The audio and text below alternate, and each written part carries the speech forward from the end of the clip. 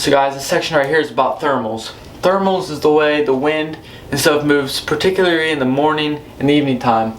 So here in the morning, I drew some arrows. Your wind is always going to rise above you. In the evening, it's always going to drift below you. So what's that mean? In the morning, you always want to hunt high. So right here, I've drawn a couple diagrams of some ridge tops. And here on a ridge top, if it's in the morning time, you always want to hunt high. So anything below you won't smell you. So anything that comes below, they will never smell you unless they see you. So they can travel up these points. Say you had bait here, they would never smell you because your scent is always going to rise above.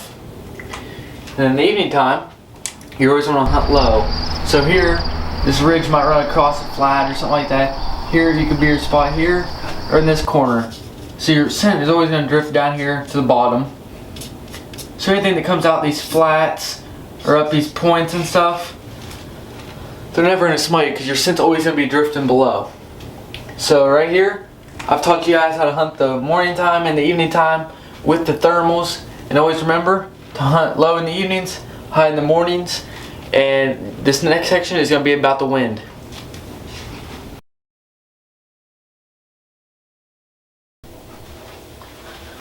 So now that we just wrapped up that section on thermals, we're here on the section about wind. So first we're going to start off on the primary winds in your state. So here in West Virginia and Ohio, we hunt southwest winds. So here in the morning time, we've got the diagram of where the spots are. And I drew a diagram here of northeast, southwest places. So what you always want to remember is if it's a northeast wind, it's always blowing out of the northeast. So that means it'd be blowing from northeast towards the southwest. And the same thing on this one. So here in this spot, we're going to start on the evening time. Right here, you'd be better off with a southwest or a northwest, anything blowing up or down behind you. So anything that comes out of this bedding area right here is coming down the point. And say you had bait right in here, anything coming down that point will be perfectly fine for the evening time because your wind's blowing out that way. Or anything coming up the points or up the ridge, you know. So right there in the evening time, you just gotta set up for the winds and stuff.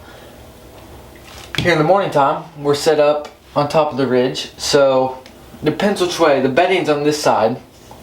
So if you have a southwest wind, your wind will be blowing up this way. So the bedding's right here. Any deal that comes up this point with the southwest wind's always gonna be good. But in the morning time, your wind's always rising anyway. So really you don't have to worry as much about wind in the morning time. But here it's rut time in West Virginia and Ohio. So the bucks are chasing. They might catch your wind, but they're really not going to pay attention to that because of they're chasing. They don't care. You know, they want that doe. They want all that. So this time of year you can't really hunt off the cameras because you might not go into that stand because you're like, oh, the deer aren't in there. Trust me, they're probably around there chasing doe. They just might not see the camera. A lot of cameras, they might not even catch a deer running by. So this time of year, you just got to be up in the stand, wait patiently, and just hope for a big buck to come in. But here, I've demonstrated everything on how to hunt the wind. So I hope you guys kill some big deers here. Stay tuned with Whitetail Elite Outdoors for any footage on big bucks that we kill. And hope you guys subscribe and tell your friends and wait for the next video. Thanks for watching.